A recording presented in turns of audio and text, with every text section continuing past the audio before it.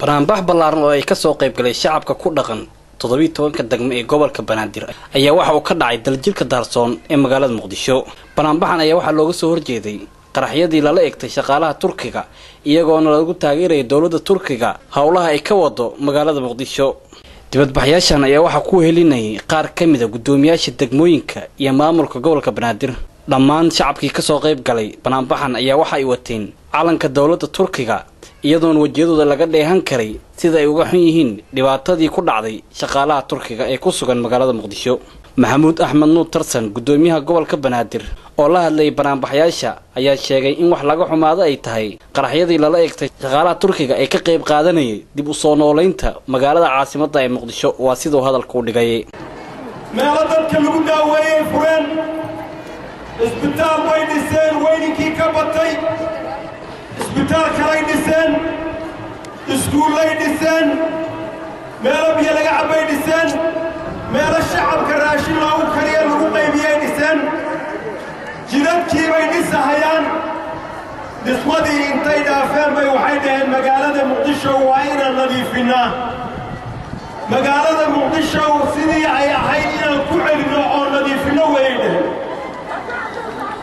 shaqaale Turki ah iyo baabuur iyo qalab wakaas gadaashiina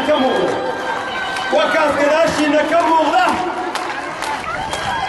qalab markab buuxa oo qalab ah qalabka culus ayay keeneen markaasay magaaladii nadaafad ka bilaabeen. ilaahay baan idinku dhaariyay shacab yahow shacabka reer Muqdisho oo hurdada ka kac war ma aragteen dad idiin soo gurmadeen magaaladiinii nadiifinaya aan Turkiga ahayn war ma aragteen dad isbitaallo idiin dhisay 22 sano oo Turkiga ahayn war ma aragteen dad caruurtiina qoodiya waxbarasho 4,000 oo arday waxbarasho siiya aan Turkiga ahayn war ma aragteen 4 iskuul oo waaweyn wax dhisa 22 sano aan Turkiga ahayn sababta Turkiga loo qarxiyay waa maxay marka colaadu xaggay ka timid war colaadu xaggay ka timid Turkiga lala beegsaday arrintaasi ma aha shabaab oo kaliya arrintaasi waa colaad ay ku mataanoobeen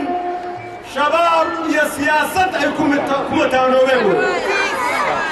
waa arrin siyaasadaysan